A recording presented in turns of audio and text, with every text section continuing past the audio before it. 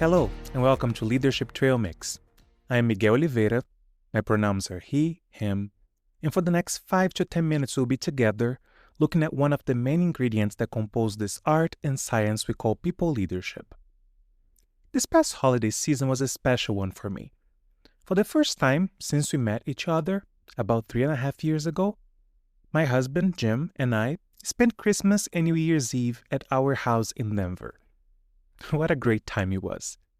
Weird not to be in Brazil with my parents, my sister, and my little nephew, Mateo.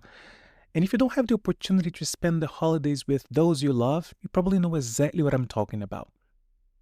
One of the highlights of the holiday season was to have dinner on Christmas Day, hosted by a friend who is a trained chef. He prepared this amazing 6-course meal for us that was, chef's kiss. Bear with me. We are getting to leadership in a minute. So, one of the desserts he offered us was chocolate served in a way that I had never seen before. 4 types of chocolate, from 50 to 90% cocoa, and 4 types of salt. Yeah, you heard it right, salt. Curious, I asked, why salt? And AJ, with the patience I needed at that time, and that is so characteristic of him, said something to the effect of, there are 2 things that salt does. It enhances the flavor, which means that you don't add it to the food to make it taste like salt, but to bring up and bring out the taste of the food, and it conserves the food, and it makes sure it delays the rotting process. Did you know that? Well, I didn't. But being me, the culinary lesson quickly made its way to my notepad as a potential leadership lesson. So here we are, not to talk about chocolate or salt, but to talk about the role we as leaders can and should play for those we have the honor to lead. Understand differences and be a talent enhancement and conservation agent from both a performance and potential point of view. To talk about that, I want us to look at a few lessons from the book Multiplier by Liz Wiseman. I've read Multipliers a couple of times now, watched multiple videos of Liz, talked about it to many people, gave the book as a personal present to leaders I work with, and even have a big yellow dice on my desk to remind me of some concepts from the book. Today's reflection is not intended to be a summary of the book by any means, by the way. No way I would even try to summarize 360 pages in 5 to 10 minutes. What I'd like us to talk about today, though, building on previous reflections, are the concepts of accidental diminisher, multiplier, and simple actions we as leaders can take to grow our people. So, before touching on how the book defines multipliers and accidental diminishers, let me start by connecting a few dots on what I mean by building on previous reflections. Since I started this podcast and went to the arena with you, we've talked about perfectionism, purpose, inclusivity, and self-awareness. So I'd say that while prior episodes exist independently, and so do these topics, they are somehow interconnected. Well, as you'll hear soon, perfectionism is one of the accidental diminishers presented in Wiseman's book. But I would like us to take it all one step further. Knowing our why, being inclusive leaders, and knowing who we are as part of our emotional intelligence journey can position us well to be multipliers. On the other hand, not focusing on these things can potentially make us accidental diminishers. Okay, but multiplier, accidental diminisher, what the bleep do you mean, Miguel? Well, I'm glad you asked. I asked AI, and here's what I heard, or read. A multiplier refers to a leader who actively amplifies the intelligence and capabilities of their team members, essentially multiplying their potential, while an accidental diminisher is a well-intentioned leader who unintentionally hinders their team's potential by behaviors that stifle creativity and decision-making, effectively diminishing their abilities. Leaders who are multipliers focus on empowering others, believing the potential of their team, ask questions to encourage critical thinking and create a collaborative environment. Leaders who are accidental diminishers, on the other hand, may appear to be helping, but actually hinder progress, take ownership of tasks that could be delegated, may be overly critical or dismissive of ideas, can create a climate of fear and insecurity. Wiseman's book goes deep into these and many other definitions, and there is even a free online assessment you can take if you go to thewisemangroup.com. What I love about this theory is that it assumes good intent. My interpretation is that it's built upon the idea that a leader waking up in the morning and thinking, how will I diminish my team today? Is the exception, not the rule. Don't get me wrong, they do exist, but they are not the rule. Most of us get it wrong trying to get it right. Diminishing our people is an accident.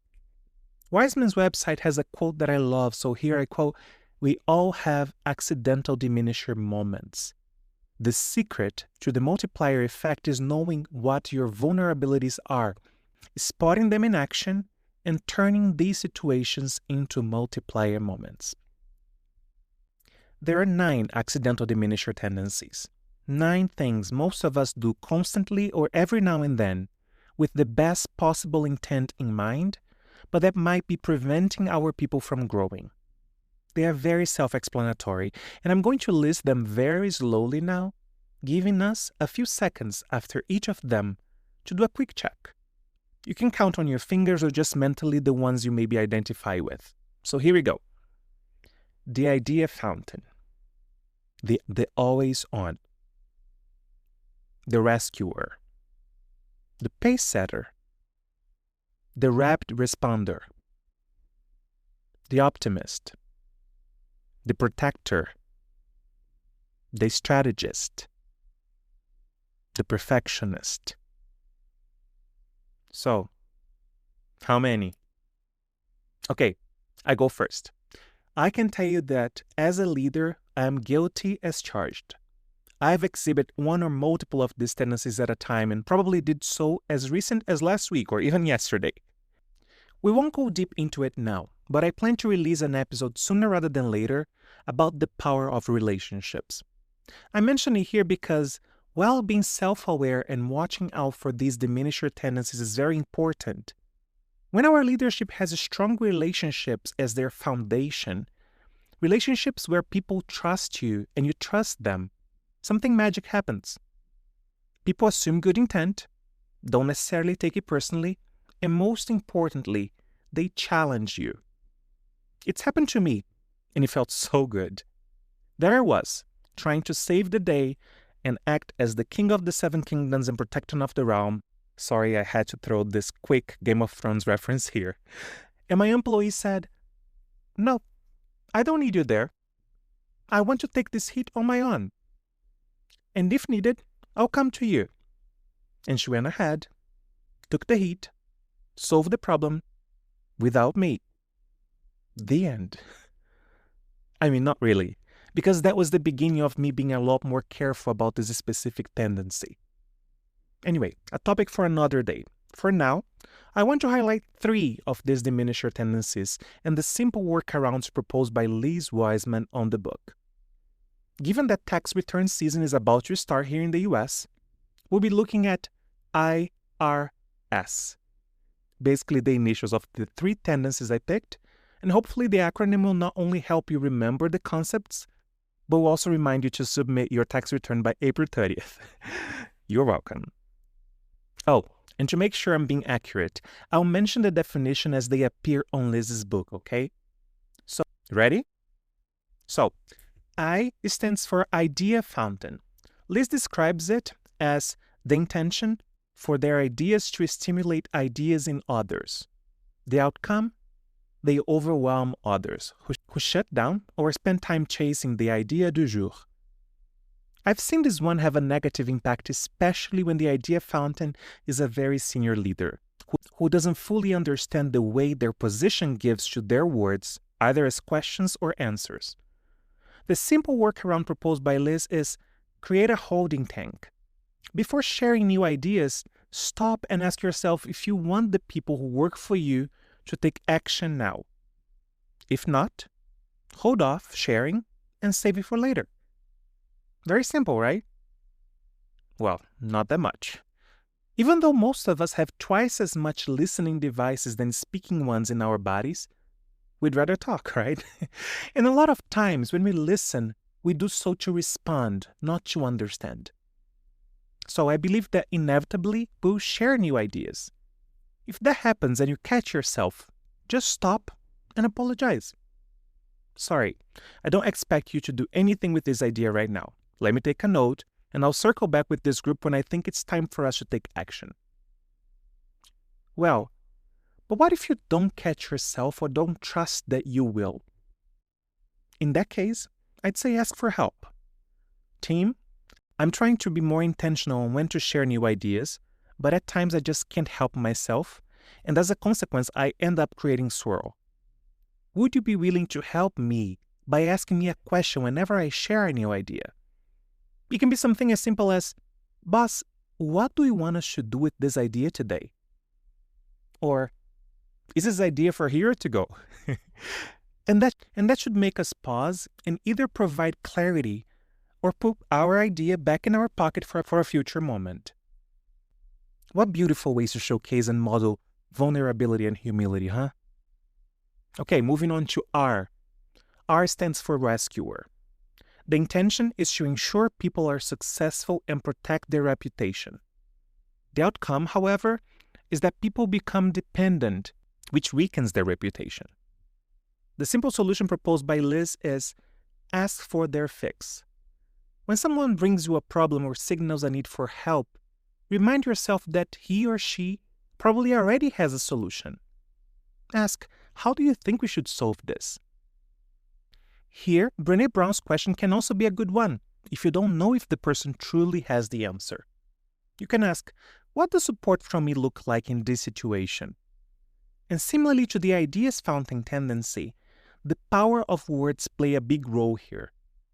If we as leaders jump in and provide the answer without making space for the employee to share their thoughts and actual needs first, don't be surprised if they just blindly do exactly what you tell them, even if that's not the most appropriate solution because there are pieces of information or a variable that you are not aware of. Lastly, S. That stands for strategist. The intention is to create a compelling reason to move beyond the status quo. But the outcome is people defer up and second-guess the boss rather than finding answers. The simple workaround for the strategist is don't complete the puzzle. As you paint a picture of the future, leave sections for your team to complete. Frame the puzzle by establishing the why and the what, but let your team fill in the how. Powerful, huh? We as leaders are not supposed to have all the answers. We are, however, supposed to have all the questions, acting as coaches and teaching people how to fish, not giving them the fish. Playing the strategist and telling our teams what to do in a very prescriptive way is actually a sign of micromanagement, which is a sign of lack of trust, which I'd probably say is the common thread here and the primary ingredient of all these diminishing tendencies. So, IRS, Idea Fountain, Rescuer, Strategist. Which one or ones are your Achilles heels? Getting the answer for this question is our call to action today. It might require some soul searching, some playing back recent situations, or even asking around. My tip? Look for someone who has worked for you recently and no longer does. Not having you in a position of authority will potentially open the door for a more transparent conversation. And once we identify our Achilles heel, let's act on it. Starting by adopting the simple workarounds proposed by Liz Wiseman. And here is a third step in this call to action. Something that works for me and maybe work for you. The importance of physical reminders to keep us in check and on track. For a long time, I had a post-it on my monitor with the word WAIT, which was an acronym for Why Am I Talking? It served as a reminder that I should listen more than talk. It was actually right next to another post-it with the words time and space, which were things a leader of mine told me I should focus on. Jim, my husband, wears a silicone ring to remind him of his focus areas for the year. So, whatever it is you feel like being reminded of, Find a way to materialize it, make it concrete in the real world, beyond just trusting your brain. And that wraps today's reflection. If you want to share your thoughts, things you agree or disagree with, or you're experiencing addressing your accidental diminisher tendency, I would love to hear about it. Just send me an email, miguel@leadershiptrailmix.com. And by the way, quick update on the action I committed to in episode 24, Gradually and Suddenly, and asked you to be my accountability partner in 2025. I started working on not grabbing my phone first thing in the morning. I'm spending the first few minutes of the day just breathing and thinking about the day ahead, and it feels great. Today, I failed though, but I'll get back to it tomorrow, okay? Thank you for listening. Take care and talk soon.